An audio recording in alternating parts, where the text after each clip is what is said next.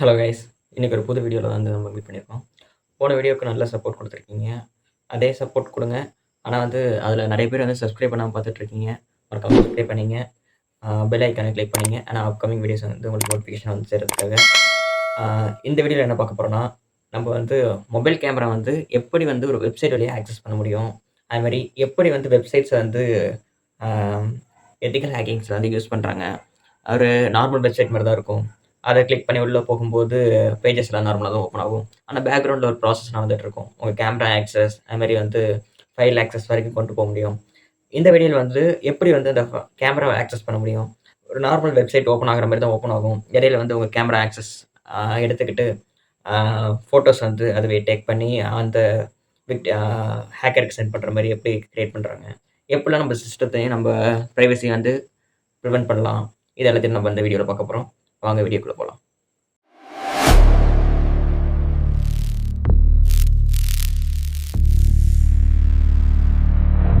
நமக்கு வந்து Linux OS தேவை. ஆல்ரெடி சொன்ன மாதிரி நம்ம விர்ச்சுவல் பாக்ஸ் தான் யூஸ் பண்ண போகிறோம். இப்போ வந்து நான் விர்ச்சுவல் பாக்ஸ் ஓப்பன் பண்ணிக்கிறேன்.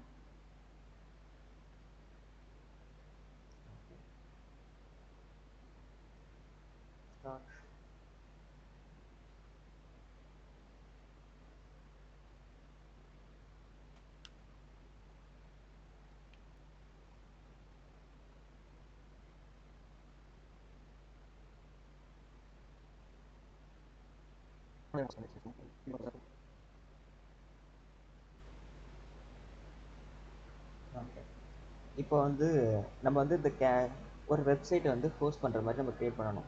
ஏன்னா வந்து அந்த வெப்சைட் வழியாக தான் வந்து ஒரு விக்டிம் வந்து ஆக்சஸ் பண்ணுவாங்க. மேக்ஸிமம் வந்து வெப்சைட்ஸை வந்து ஓப்பன் பண்ணும்போது பர்மிஷன்ஸ் வந்து கேட்கும். அது மூலமாக தான் உங்கள் கேமரா ஆக்சஸ் வந்து கெயின் பண்ணுவாங்க. இப்போ வந்து ஒரு வெப்சைட்ஸை வந்து ஒரு ரன் பண்ணல, அதுக்கு நான் ஒரு செட் ஆஃப் கோட் வச்சுருக்கேன்.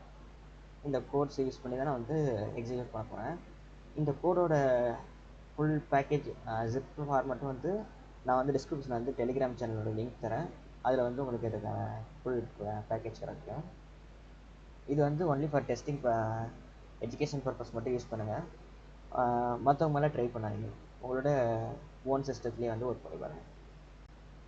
இப்போ நான் இந்த பாத்துக்கு நான் போகணும். இது வந்து டெஸ்க்டாப்பில் இருக்குது. நான் அதுக்கு வந்து மூவ் பண்ணிக்கிறேன். சரி, பேஜ் வேண்டாம். இப்போ இது வந்து இப்போ டெஸ்டிங்காக எடுத்த ஃபோட்டோ, அதை டெலிட் பண்ணிக்கலாம்.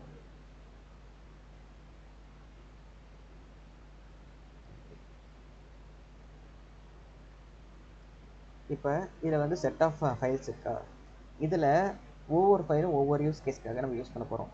இப்போ நமக்கு வந்து ஒரு வெப்சைட்ஸ் வந்து ஒரு போஸ்ட் பண்ணி ஷோ பண்ணுற மாதிரி இருக்கும். நார்மல் வெப்சைட் மாதிரி ஓப்பன் ஆகணும். அந்த வெப்சைட்டை வந்து ஓப்பன் பண்ணும்போது அந்த விக்டிம் வந்து பார்க்க வந்து நார்மல் வெப்சைட் மாதிரி ஷோ ஆகணும். இப்போ வந்து நம்மளோட வெப்சைட்ஸை வந்து நம்ம ஆல்ரெடி ஏதோ ஒரு வெப்சைட் வச்சுருக்கீங்க நீங்கள். இப்போ வந்து என்னோட வெப்சைட் இருக்குது.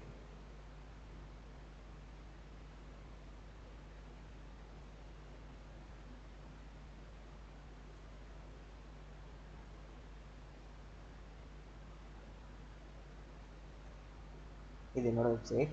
இப்போ வந்து இந்த வெப்சைட்டை வந்து நான் காப்பி பண்ணிக்கிறேன். இப்போ வந்து இந்த வெப்சைட் ஓப்பன் பண்ணும்போது நார்மலாக ஓப்பன் ஆகுதா, இல்லை எந்த சேஞ்சஸும் தெரியல. ஆனால் வந்து நான் இதே வெப்சைட்டை வந்து ஒரு ஹேக்கிங் வெப்சைட்டை நான் க்ரியேட் பண்ண போகிறேன். இதுக்கு ஃபஸ்ட் நான் வந்து இந்த வெப்சைட்டை காப்பி பண்ணிக்கிறேன் யூஆர்எல். இப்போ லினக்ஸ் இருக்கணும். இப்போ இதுதான் வந்து இந்த சேச்சீஸ்ங்கிறது தான் வந்து நார்மலாக வந்து ஓப்பன் ஆக போகிற வெப்சைட். அதில் நம்ம வெப்சைட்டை வந்து ஒரு யூஆரில் வந்து இதில் ரீப்ளேஸ் பண்ண போகிறோம். அது எப்படின்னா காட்டுறேன்.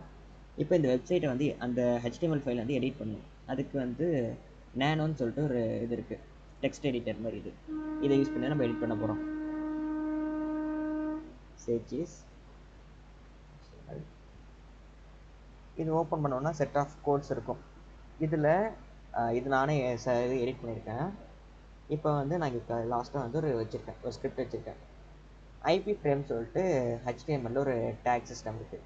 இது என்னென்னா, எக்ஸ்டர்னலாக இருக்க ஒரு யூஆர்எல்லையோ ஒரு வெப்சைட்டையோ உங்களோட இன்பில்ட் வெப்சைட்குள்ளே வந்து ஹோஸ்ட் பண்ணுறதுக்கு, ஷோ பண்ணுறதுக்காக அதை வச்சு தான் நம்ம வந்து இதில் வந்து பண்ணுறோம். இப்போ வந்து ஆல்ரெடி என் வெப்சைட் வச்சுருக்கேன், நான் வந்து ரீப்ளேஸ் பண்ணிக்கலாம். இப்போ சோர்ஸில் வந்து என்னோடய வெப்சைட்டை ரீப்ளேஸ் பண்ணிடுறேன்.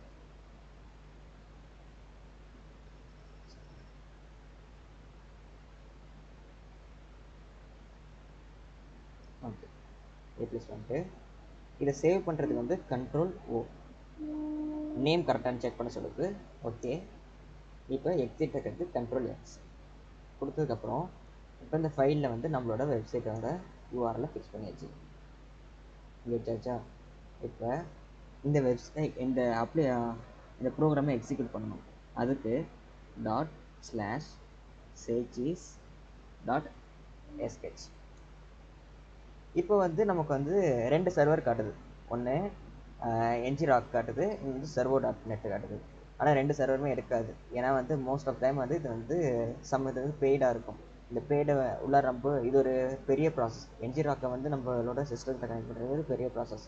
ஏன்னா வந்து அவங்களோட வெப்சைட்டில் போய்ட்டு கீ ரெடி பண்ணி அந்த கீயை வந்து நம்மளோட சிஸ்டத்தில் வந்து ஹோஸ்ட் பண்ணி ஆனாலும் ஓப்பன் ஆனாலும் ஒரு அலர்ட் மெசேஜ் வரும். என்னென்னா வந்து நீங்கள் வந்து பெய்டு வெர்ஷன் யூஸ் பண்ணுறதுன்னு சொல்லிட்டு ஒரு அலர்ட் மெசேஜ் வந்துகிட்டே இருக்கும். அதெல்லாம் வேணான்னா சிம்பிளாக வந்து என்டர் கொடுத்துருங்க. எதுவுமே செலக்ட் பண்ணாமல் என்டர் கொடுத்தீங்கன்னா உங்களுக்கு வந்து லோக்கல் ஹோஸ்ட்டில் ஒரு சர்வர் க்ரியேட் பண்ணி தரும். அது உங்கள் சிஸ்டத்துக்குள்ளேயே யூஸ் பண்ணுறதுக்கான ஒரு சர்வர் இங்கே க்ரியேட் பண்ணியிருக்கா. போர்ட் எதுனா 333. இந்த போர்ட்டில் தான் இந்த வெப்சைட் ஹோஸ்ட் ஆகிருக்கு. இப்போ நான் இதை ஓப்பன் வச்சுருவேன்.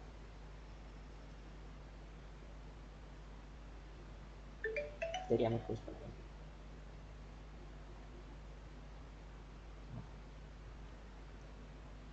காப்பி பண்ணிவிட்டு வெப்சைட் வரேன்.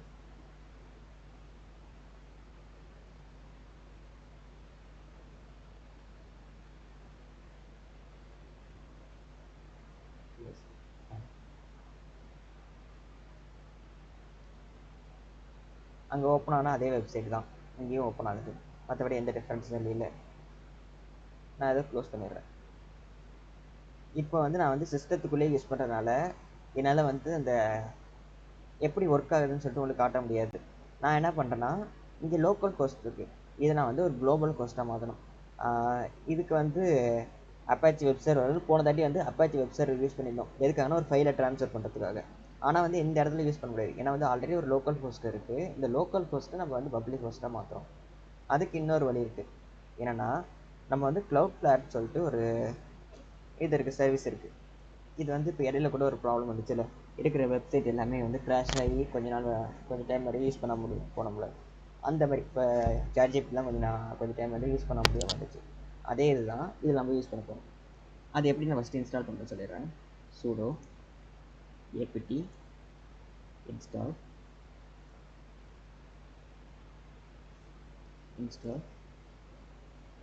Cloudflare -y கொடுத்துட்டு என்ட்ரு கொடுத்தீங்கன்னா இன்ஸ்டால் ஆகும். ஆல்ரெடி நான் வந்து இன்ஸ்டால் பண்ணி வச்சுருக்கேன். அதனால் ஆல்ரெடி வெர்ஷன் இன்ஸ்டால்னு வருது. நீங்கள் புதுசாக இன்ஸ்டால் பண்ணி ஸ்டெப் ஒரு 2 செகண்ட் ஆகும். அதுக்குள்ளே வந்து கரெக்டாக இன்ஸ்டால் ஆகிடும். நெக்ஸ்ட்டு இப்போ வந்து நம்மளோட லோக்கல் ஹோஸ்ட் 333ல் இருக்குது. இந்த லோக்கல் ஹோஸ்ட்டை நான் குளோபல் ஹோஸ்ட்டாக மாற்ற போகிறேன். எப்படின்னா அந்த Cloudflare வச்சு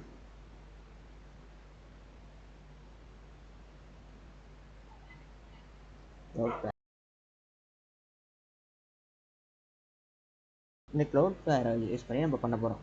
எப்படின்னா வந்து Cloudflareல வந்து டனலிங்னு சொல்லிட்டு ஒரு மெத்தட் இருக்குது.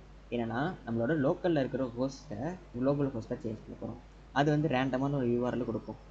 அதுக்கு டனல் -hyphen URL.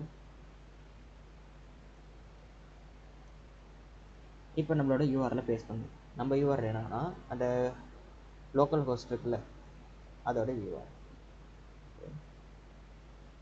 பேஸ்ட் பண்ணிட்டு இதை மட்டும் காப்பி பண்ணிக்கலாம். இதை நம்ம பேஸ்ட் பண்ணுவோம். இப்போ இந்த டனலிங் ப்ராசஸ் ஸ்டார்ட் ஆகும். என்னென்னா நம்மளோட இதுலேயே சிஸ்டத்துலேயே ஒரு ஹோஸ்டிங்கை க்ரியேட் பண்ணி அந்த ஹோஸ்டிங்க்கு ஒரு குளோபல் ஹோஸ்ட் க்ரியேட் பண்ணி கொடுப்போம். அதோட யூஆர்எல் தான் இங்கே இருக்கும். இந்த யூஆர்எல் யூஸ் பண்ணி தான் வெளிலேருந்து ஆக்சஸ் பண்ண முடியும். நான் இதை காப்பி பண்ணிக்கிறேன். நான் லினக்ஸ்லேருந்து வெளில வந்துடுறேன். இங்கே இப்போ என்னோடய வெப்சைட் இருக்கா, நான் என்னோட பேஜ் பண்ணிட்டு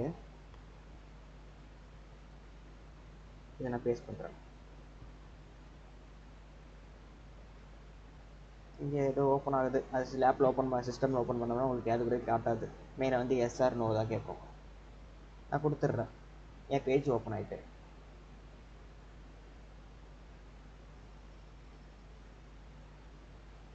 பார்க்க நார்மலாக தானே இருக்குது, எந்த ஒரு சேஞ்சஸும் தெரியல. ஆனால் கொஞ்சம் ஸ்லோவாக இருக்கும். ஏன்னா வந்து பேஜ் வந்து 2000 ஓப்பன் ஆகுது. ஏன்னா நான் இது வந்து கொஞ்சம் பெரிய ஃபைல் என்னோடய வெப்சைட்டு, அதுக்காக கொஞ்சம் ரெண்டர் ஆக டைம் ஆகும். நீங்கள் சின்ன வெப்சைட்டு சின்ன இதெல்லாம் ஓப்பன் பண்ணி வச்சுருந்தீங்கன்னா அதோட சைஸ் இது கம்மியாக இருக்கும். அது இல்லாமல் அந்த ஒரு HTML ஃபைல் சொன்னேங்க, அதுலேயே உங்களோட ஃபைலை வந்து காப்பி பேஸ்ட் பண்ணி யூஸ் பண்ணிங்கன்னா இன்னும் கொஞ்சம் ஸ்பீடாக இருக்கும். இப்போ இங்கே என்னோடய வெப்சைட் ஓப்பன் ஆகிட்டா பார்க்க நார்மலாக தானே இருக்குது. ஆனால் நான் இங்கே வந்து இதுக்கு வரேன்.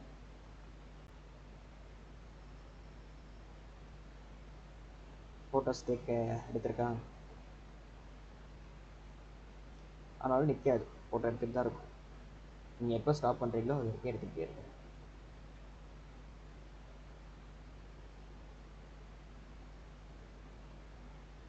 நான் ஸ்டாப் பண்ணுறேன். எத்தனை ஃபோட்டோ எடுத்துருக்கு?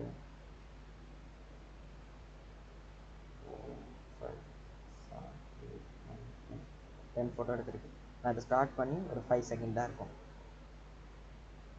நான் அந்த வெப்சைட்குள்ளே போயிட்டு அதுக்குள்ளே 10 ஃபோட்டோ எடுத்துருக்கு.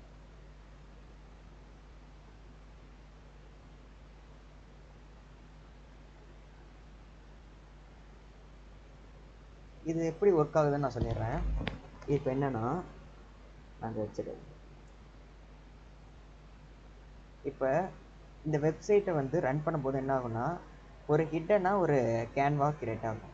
கேன்வாஸ்னால் என்னென்னா, அது ஒரு எப்படி சொல்கிறது, ஒரு ஏரியா மாதிரி. அந்த ஏரியாவில் என்னென்ன இருக்குன்னா, ஒரு இமேஜை கேப்சர் பண்ணி இந்த போஸ்ட் PHPக்கு சென்ட் பண்ணிடும், ஃபார்வர்ட் பண்ணிடும். இது என்ன பண்ணுன்னா, நம்மளோட ஹோஸ்டிங் இந்த URL இருக்குல்ல, நம்ம லோக்கலில் யூஸ் பண்ணும்போது லோக்கலுக்கு வந்துடும். இப்போ வந்து நம்ம குளோபலாக யூஸ் பண்ணுற இந்த URLோட ரீடைரக்ஷன் பாயிண்ட் எது, நம்மளோட லோக்கல் ஹோஸ்ட்டுக்கு இது வந்து ரீடைரக்ட் பண்ணிவிடும். அது நமக்கு இங்கே வீடியோ அந்த ஃபோட்டோவை பிக்சர் ஃபார்மேட்டுக்கு சேஞ்ச் பண்ணி கொடுக்கும். இந்த ப்ராசஸ் தான் இருக்கும். என்கிரிப்ட் டிகிரிப்ட் வந்து இதுக்கு இடையில நடக்கும். ஏன்னா வந்து ஃபைலோட சைஸ் வந்து ரொம்ப அதிகமாக இருக்கிறனால அதை வந்து கம்ப்ரஸ் பண்ணி தான் நமக்கு கொடுக்கும். அதனால தான் உங்களுக்கு வந்து குவாலிட்டி கம்மியாக இருக்கும் உங்களோட டவுன்லோட் ஆன இமேஜஸில்.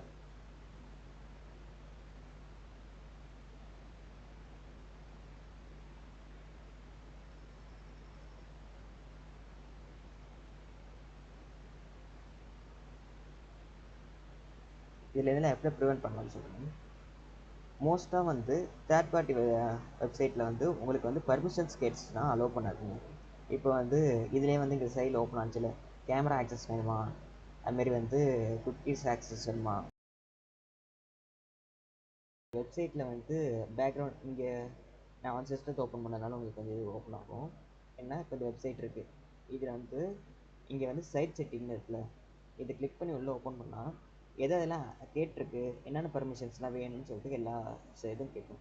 அது எதெல்லாம் எனபிளில் இருக்குது, எதெல்லாம் டிசபிளில் இருக்குது, நீங்களே கூட பிளாக் பண்ணிடலாம். இப்போ நான் வந்து கேமராவை பிளாக் பண்ணியிருக்கேன். அதுமாதிரி எதெல்லாம் ஆட் பண்ணலாம், இதெல்லாம் பிளாக் பண்ணலாம்னு சொல்லிட்டு நீங்கள் செட் ஆஃப் ரூல்ஸ் வச்சுக்கணும். இதை வந்து உங்களோட க்ரோம் ப்ரௌசர் நான் யூஸ் பண்ணுறேன், அதனால் க்ரோமில் வந்து இது இருக்குது. அதுமாதிரி உங்கள் ப்ரௌசர் என்னமோ அந்த ப்ரௌசரில் போய்ட்டு ப்ரைவசி செக்யூரிட்டியில் போய் செக் பண்ணி பாருங்கள். இதுதான் இந்த வீடியோவில் சொல்ல வந்தது. அவேர்னஸாக இருங்க, ஸ்டே சேஃப்.